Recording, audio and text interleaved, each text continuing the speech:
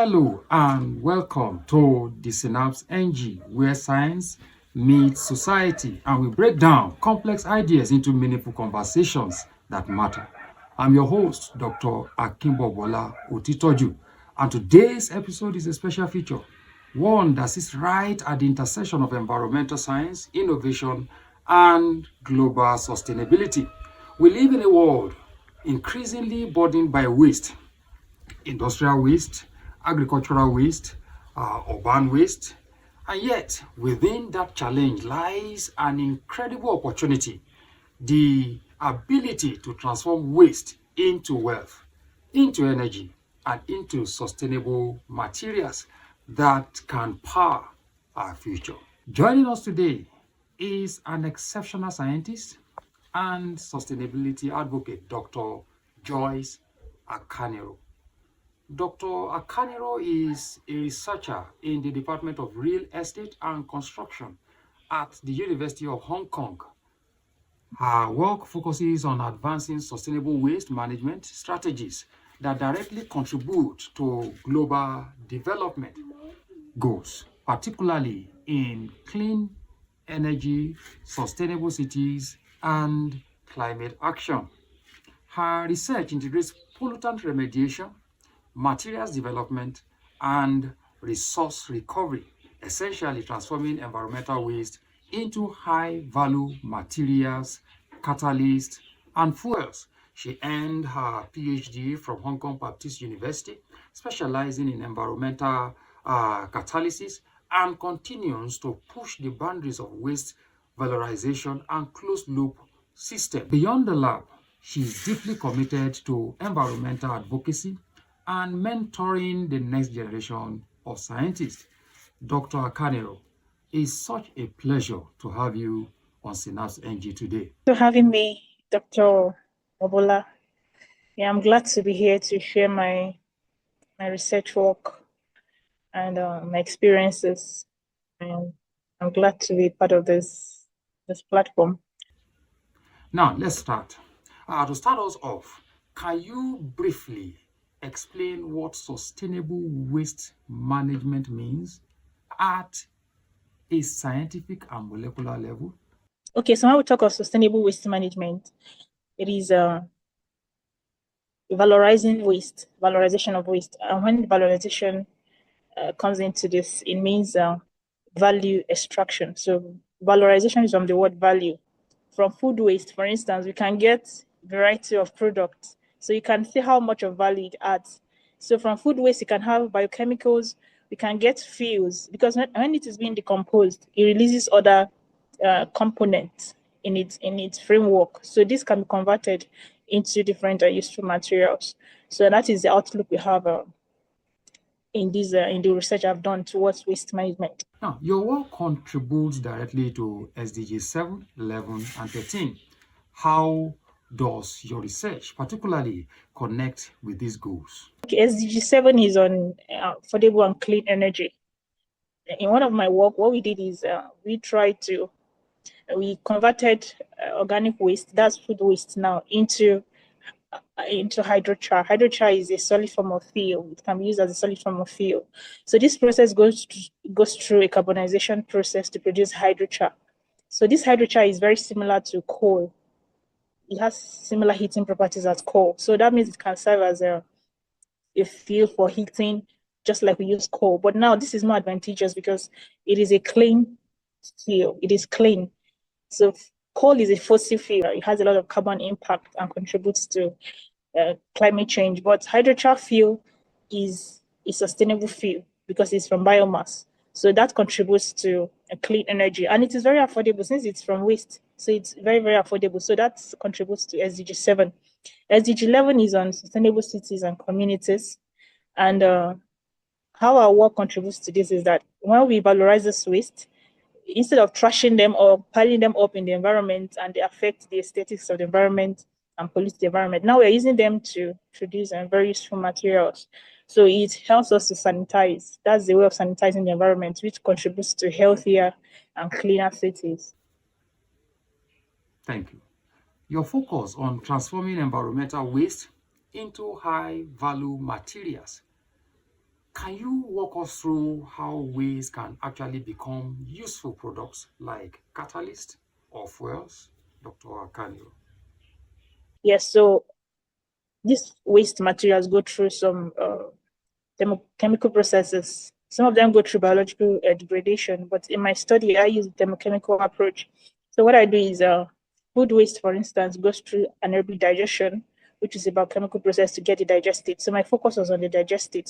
So now the digestate can be converted to one biochar, and this process goes through what we call the pyrolysis. So the pyrolysis is heating this material at very high temperature of about 700 degrees Celsius for like 1 to 3 hours in a tube furnace. So after the heating, we have a black char-looking material. It's called biochar, right? And that biochar is used in, you can use it as biocatalyst. In one of my study, I use this biochar to treat wastewater, but not directly. Now, I used it to activate what we call peroxide monosulfate, which is used in advanced oxidation process. This PMS, in short, is an oxidant, but on its own, it doesn't rapidly break down because it has to break down to release some radicals, some active radicals like hydroxyl radicals, some superoxide radicals. But on its own, it's a very slow process. So, but when we use hydrochar, it helps to facilitate. It helps to speed up the breakdown of these PMS into oxidants. Now, these oxidants can attack pollutants in wastewater and eventually help us to remediate or treat the wastewater. Another process of fuel, like I've mentioned, hydrochar fuel. Now, this process, the digestate goes through hydrothermal carbonization at 180 degrees for like 6 hours. Now, the product is hydrochar. Now, this hydrochar, we can directly use it as fuel. Like I mentioned, it has very similar properties to coal. So it's a sustainable form of fuel. So these are the technique we use in the lab to get a biofuel, a biocatalyst from waste materials. We use our biochar to activate an oxidant. Now, this oxidant breaks down into active species like hydroxyl radicals, like superoxide radicals, superoxide anion. So these are the oxidants that attack the waste.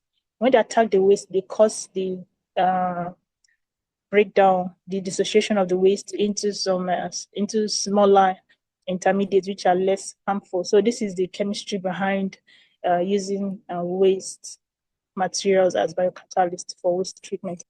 Thank you, Doc. Now, moving on. Can you explain the concept of waste valorization and why it is critical for the future of sustainable development?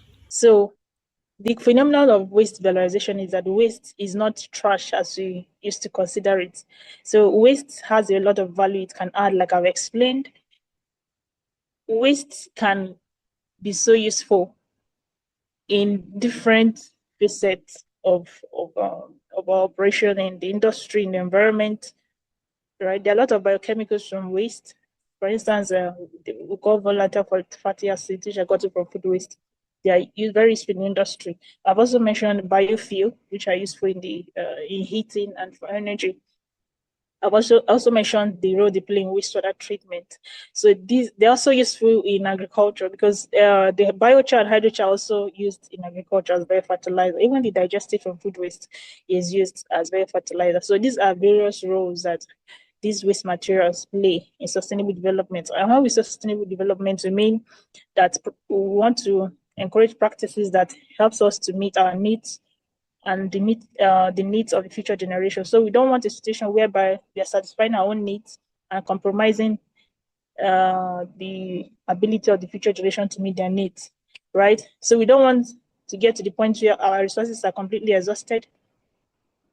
We don't want to get to the point where our environment is full of the environment is full of waste. Waste has accumulated a lot of the environment. So land that could be useful for building, for construction, it has been occupied by waste. So the coming generations don't even have enough for their own needs. So no. So through these waste management approaches, we are ridding the environment of waste and using these waste materials to produce more useful materials that can be circulated. So there's a form of circularity that helps us to attain sustainability and keeps the world going. Right, to my next question. What are closed loop systems and how do they differ from the traditional linear use and dispose model that we all know? So closed loop systems are secular systems. So it's a secularity approach whereby resource from one or waste from one system or from one sector can be integrated into another sector as useful materials. So like I've mentioned, food waste, for instance, is an agricultural waste. Then when we convert it to biochar, hydrochar, you can integrate it into wastewater treatment or even into agriculture again for fertilizer. And now when they produce, after fertilizing and you have a lot of crops and have waste again, we can use this to make other set of biochar, which can be taken back into agriculture. So you can see the circularity model. So this kind of model helps us to conserve resources, put less pressure in the environment. Because when we extract resources from the environment, it's a lot of pressure and it has a lot of environmental and carbon impact. But now when we are circulating what we already have, it conserves the resources. We're making maximum use of the resources and less pressure on the environment. In the traditional model, we just use and dispose. So there is no circularity mindset. We just use and dispose. And that kind of model can never help us achieve sustainability. Because if we keep going, it gets to the point where the environment is saturated with waste and makes it inhabitable for us and for the coming generation. So that's the distinction between the circularity model and the use and dispose model. All right, thank you, Doc. From your experience, what are the biggest scientific or infrastructural challenges facing waste to resource technologies, especially in developing countries like Nigeria? So from experience, the most challenging aspect of waste management is that waste is very complex and there is no segregation at the source. So we have a lot of waste, for instance, organic waste, very prominent waste also are plastic waste, paper waste, we have glass waste. Now, when these wastes are collected, they are not separated, they are collected together. And because the attributes of this waste differ, the treatment that each of them require will be different. So before we go to treat them in the laboratory, we have to separate them, which is manually intensive. So if we can have a system, if we can have adopt the practice of separating waste at the source. In Hong Kong, for instance, it's is at the early stage, the government is encouraging waste separation.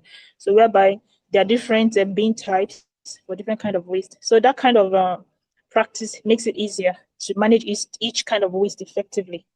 So that is the one of the basic challenge we're facing. Then for a nation like Nigeria, there is also a gap in training and capacity building. While I was back home, I never really learned so much on waste management, though there's some research in Nigeria on waste management, but most are focused on wastewater treatment. I never knew waste could be used as fuels. I never knew they could be useful as biochemicals and biocatalysts. It was when I started doing my PhD abroad that I got that knowledge. So we still have to train scientists back home on the very many valorization techniques for waste and the very many use that they can be put to. That is another area for consideration. Then there's limited investment in this kind of research, even for startups. You see, if you compare startups in tech and in IT to startups in waste management in Nigeria, you see the gap is just so much. So this is, people don't even know you can make money. So there is this, there's this phrase, waste to wealth. But a lot of people don't know there is wealth in waste. So, and they don't even consider it.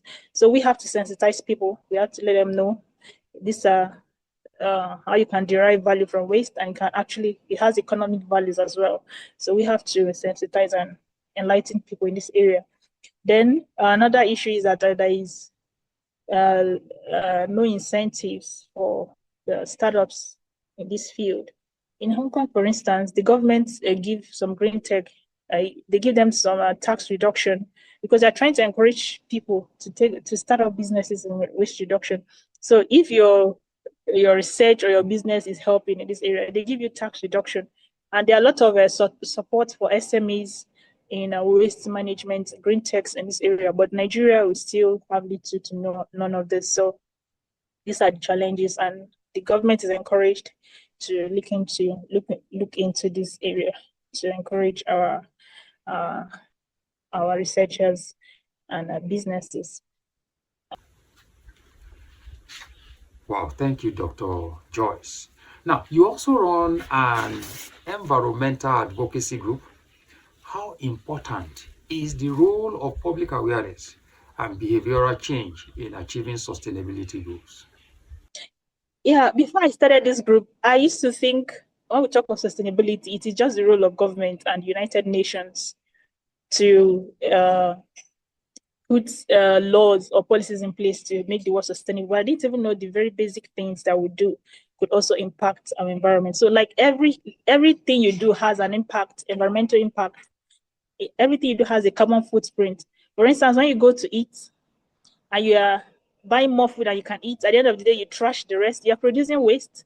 And there's what we call the 3 R's of waste management. The first one is reduce, the second one is reuse, and the third one is recycle. And the most effective of it is reduce. So if you can reduce waste from the source, for the generation, the point at which it is generated, it is cheaper and more effective. So now when you go to eat and you're wasting food, when you turn on your lights when it's supposed to be off, in the morning your lights should be off, but you turn them on, that is, and it has a lot of carbon footprint, contributes to climate change, right? When you go to bath, you're using more water than you need, you're wasting water, which has a lot of environmental footprint.